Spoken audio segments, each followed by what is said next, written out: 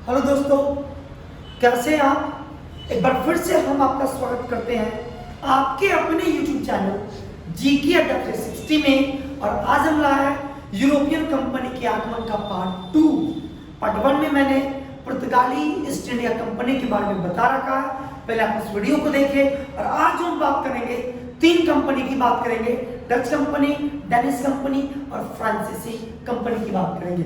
अब ये फिर से एक बात, अगर मेरे भाई अगर आपको ये वीडियो अच्छा लगता है या आपको ऐसा लगता है कि मैं आपके लिए मेहनत करता हूं, तो प्लीज मेरी मेहनत को देखते हुए आप इसे लाइक कीजिए, सब्सक्राइब कीजिए और जितना अधिक से अधिक हो प्लीज आप इसे शेयर कीजिए। हम बात कर रहे थे Dutch company. Dutch east India company की स्थापना कब हुई थी? तो डच ईस्ट इंडिया कंपनी की स्थापना 1602 ईस्वी में हुआ था। और वर्तमान में जो डच हैं वो नीदरलैंड के निवासी हैं। अगर आप वर्तमान में अगर आप बात करेंगे निवासी की, तो वर्तमान में डच जो है वो नीदरलैंड के निवासी थे। अब कौन सा पहला व्यक्ति भारत आया? तो प्रथम जो डच व्यक्ति था उसका नाम था कार्नेलिस हाउटमैन। मैं इसका नाम लिख देता हूं, क्या नाम है? कार्नेलिस। कार्नेलिस कई तक कार्नेलिस डी हाउटमैन, आप याद कर लीजिए, कार्नेलिस हाउटमैन। चलिए, तो अब हम बात कर लेते हैं कि जो पहला व्यक्ति जो कार्नेलिस डी हाउटमैन यह भारत आया, यह पहली बार इसका आगमन कब होता है? तो यह भारत जब आता है तो यह भारत नहीं आता है, यह भारत के पूर्व में सबसे पहले सुमात्रा पहुंचता है। और कब? 1596 ईस्वी में यह भारत में आकर भारत के पूर्व की तरफ चला जाता है। और कहां पहुंचता है? सुमात्रा। कब पहुंचता है? 1596 ईस्वी में। इसके आगमन के बाद डच कंपनी के भी रास्ते खुल चुके हैं भारत आने के लिए।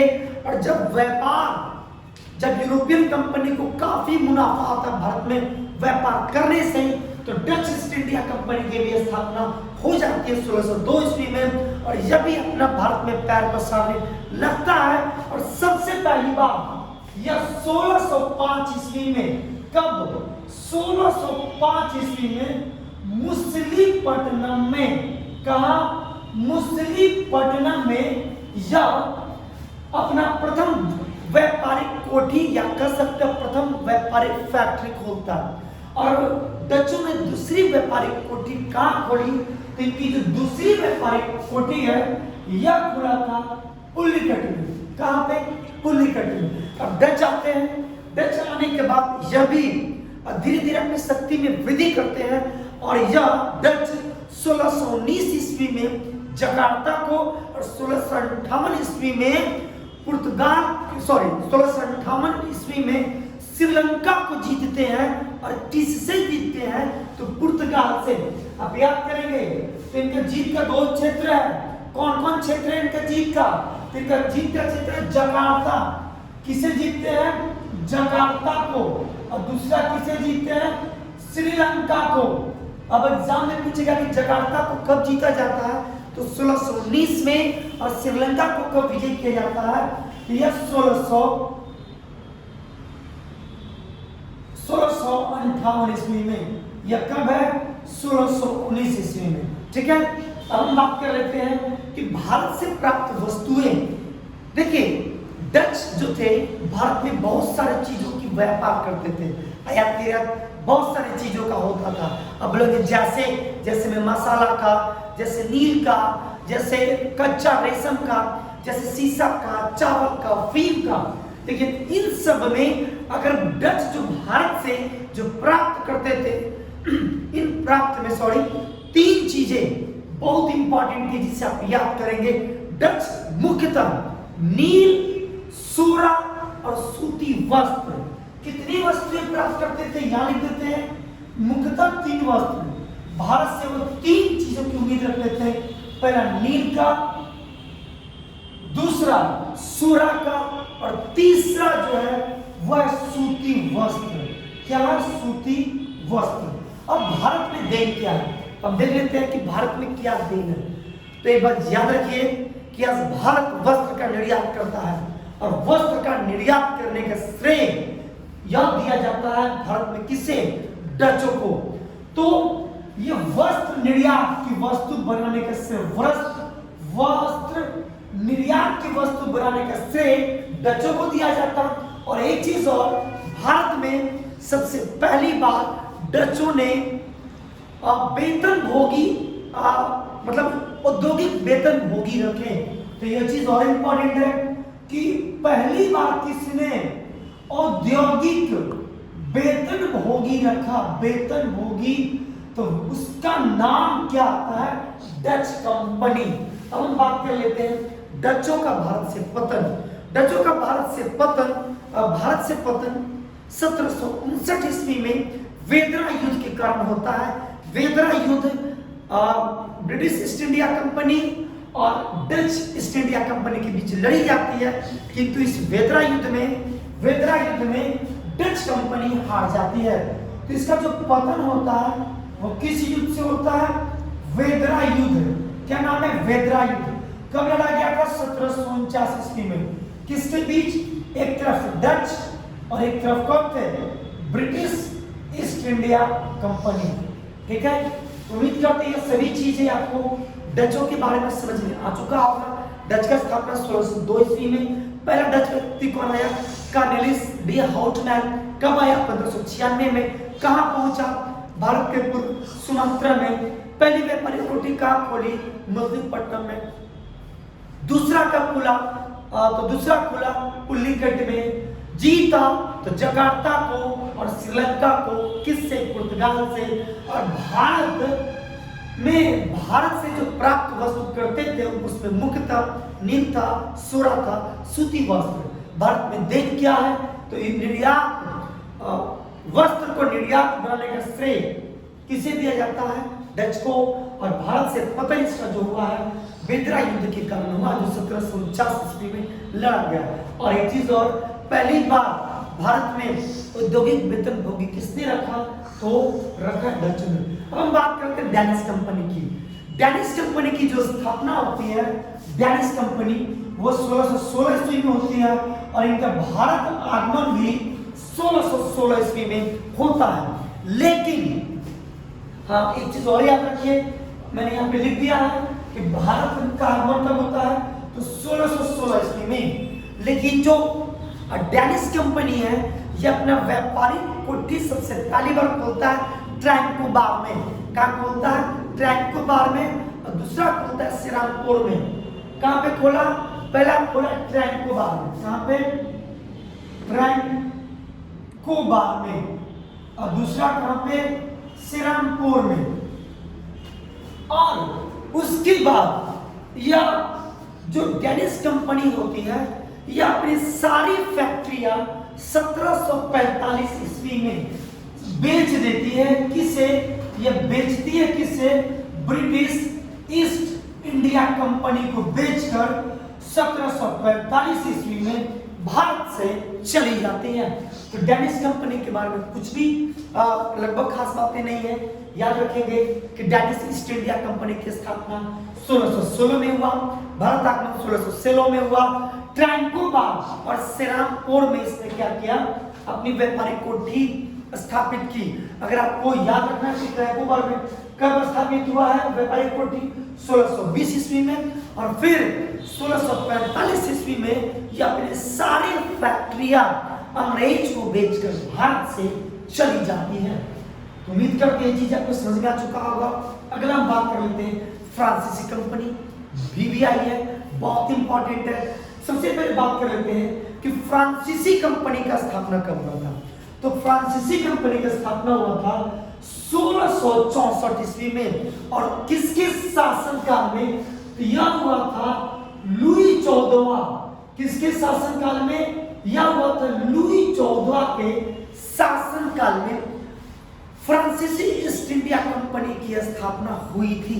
एक चीज और, हम फ्रांसीसी कंपनी को सरकारी व्यापारिक कंपनी के नाम से भी जानते हैं। अगर आपसे एग्जाम में पूछे कि किस कंपनी को भारत में सरकारी व्यापारिक कंपनी कहते थे, तो किसे कहते थे? सरकारी व्यापारिक कंपनी। व्यापारिक कंपनी इसलिए करते थे क्योंकि फ्रांसीसी ईस्ट इंडिया कंपनी के बहुत सारे डिसीजन में सबसे ज्यादा जो हस्तक्षेप हुआ करता था वो फ्रांसीसी सरकार का हुआ करता था, इसलिए इसे ये सरकारी व्यापारिक कंपनी करते हैं। अब हम बात करें तो इसके बाद कि सबसे पहला इसने जो अपनी व्यापारिक कोठी का स्थापना किया वो 1668 ईस्वी में किया और कहाँ किया? सूरत में किया। सबसे पहले व्यापारिक कोठी का स्थापना जो होता है वो कहाँ पे होता है? सूरत में 1668 में।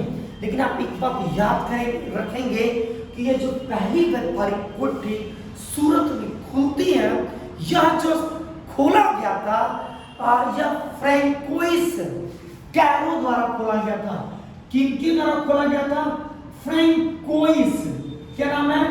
फ्रैंकोइस कैरो द्वारा। यह बहुत इंपॉर्टेंट है। कब खुला? 1668 में।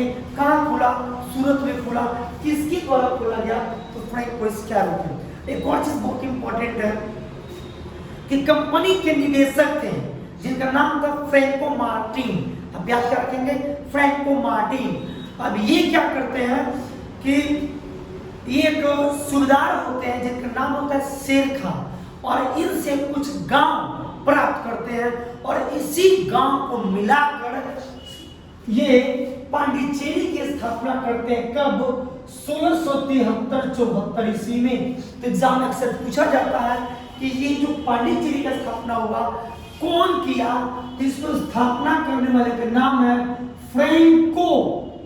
क्या नाम है? इनका नाम है फ्रैंको मार्टिन। और फ्रैंको मार्टिन ने क्या किया था कि कुछ क्षेत्र वहां के सूबेदार थे जिनका नाम था शेर खां लोधी। कुछ गांव को इन्होंने लिया था टैक्स देकर। अब बाद में इसी गांव को मिलाकर पांडिचेरी की स्थापना 1674 ईस्वी में करते हैं। अब याद रखिएगा कि फ्रैंको मार्टिन कौन थे? तो ये फ्रांसीसी कंपनी के क्या थे? निदेशक थे।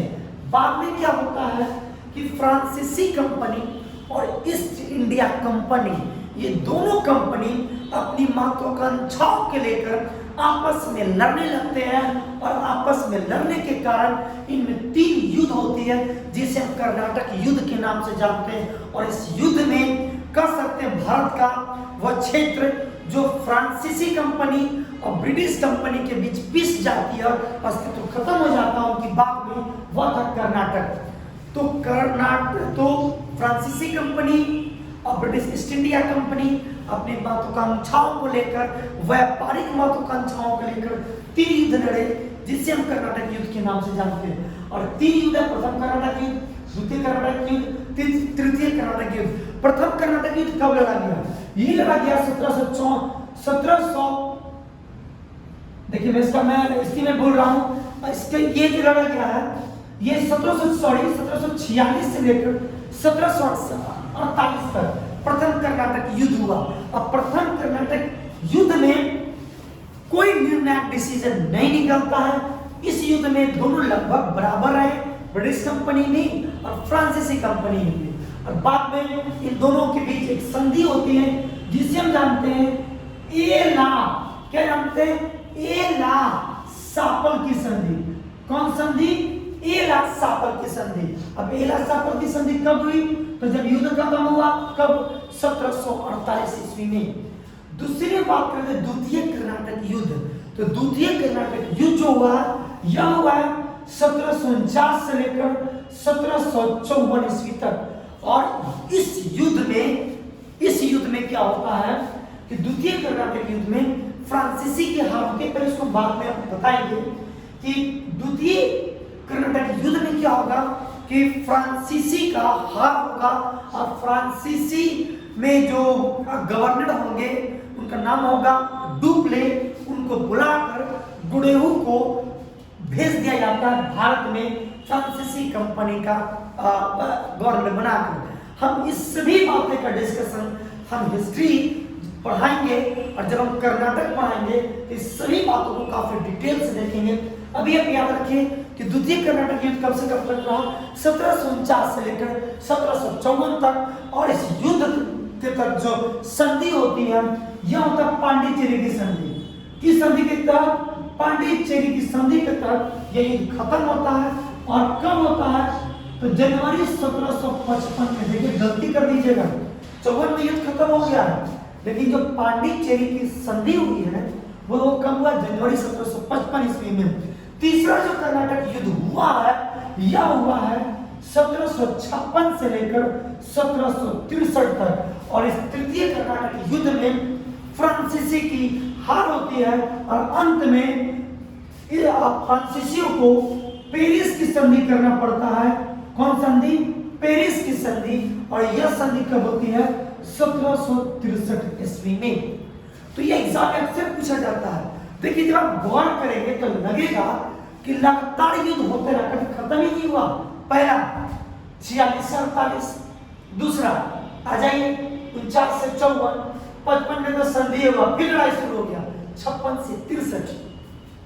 और जब तृतीय कर्नाटक युद्ध होता है तो तृतीय कर्नाटक युद्ध में फ्रांसीसियों की हार हो जाती है। और 1760 ईस्वी की हम बात कर रहे हैं। 1760 ईस्वी में वाडीवास की लड़ाई होती है। वाडीवास की लड़ाई में बुरी तरह से फ्रांसीसी हार जाते हैं। और यह जो पांडिचेरी है, यह पांडिचेरी से 1761 में पांडिचेरी को छीन लिया जाता है। क्या किया जाता है? छीन लिया जाता है। फिर सभी जो क्षेत्र होते हैं उस सभी क्षेत्र को ब्रिटिश कंपनी छीन लेती है। लेकिन जब पेरिस की संधि होती है तो पेरिस की संधि के तहत चंद्रनगर को छोड़कर, किसको छोड़कर? चंद्रनगर को छोड़कर बाकी सभी क्षेत्र वापस फ्रांसीसियों को लौटा दिए जाते हैं। और यह क्षेत्र फ्रांसीसियों को कब्जे में रहे। कब तक रहे? देश की आजादी के बाद तक भी यह सभी क्षेत्र फ्रांसीसी के कब्जे में बने रहे। अब एक चीज याद रखेंगे कि प्रथम कर्नाटक युद्ध का तत्कालिक कारण क्या था? तो प्रथम कर्नाटक युद्ध का तत्कालिक कारण था एक अंग्रेज अधिकारी होता है जिनका नाम है कैप्टन बर्नेट। कैप्टन बर्नेट फ्रांसीसी जहाज पर कब्जा कर लेते हैं, यही इसका तत्कालिक कारण है। क्या कारण है? कि अगर कुछ नहीं याद हो तो यह याद रखिए कि एक अंग्रेज अधिकारी के द्वारा फ्रांसीसी जहाज को अपने कब्जे में ले लिया जाता है और यह कारण होता है तत्कालिक कारण। अब क्या होगा? प्रथम कर्नाटक युद्ध होगा और बहुत इंपॉर्टेंट है कि प्रथम कर्नाटक युद्ध में नवाब होते हैं कर्नाटक के नवाब, जिनका नाम है अनवरुद्दीन।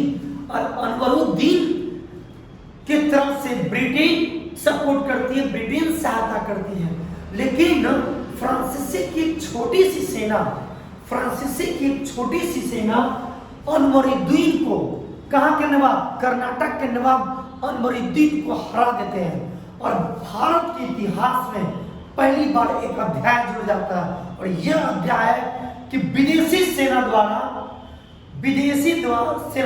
भारत में पहला हार है किसी भारतीय मतलब सेना का।